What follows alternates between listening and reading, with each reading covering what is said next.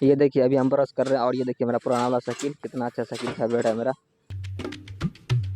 ये देखिए अभी हम ब्रश कर रहे हैं और ये देखिए मेरा पुराना वाला साइकिल, कितना अच्छा साइकिल फेवरेट है मेरा। ये देखिए आम का पेड़ कितना अच्छा हरा भरा है।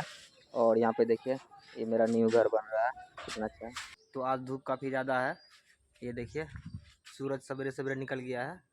आज बहुत ज़्यादा गर्मी भी करेगा और मेरा तबीयत भी ख़राब है थोड़ा, तो आज हम घर में ही रहेंगे और कोई ब्लॉग शूट नहीं कर पाएंगे। तो अभी फ़िलहाल ब्रश कर रहे हैं हम,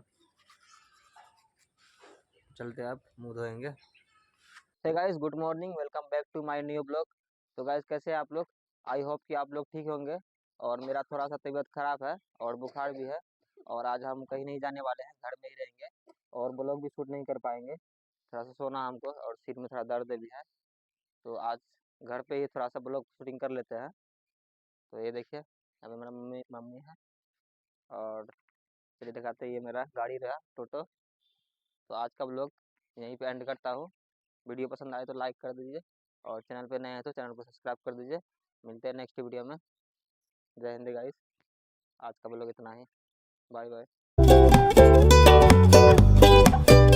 थोड़ा सा चाय पी लेते हैं, सिर में जो दर्द है ना वो खत्म हो जाएगा।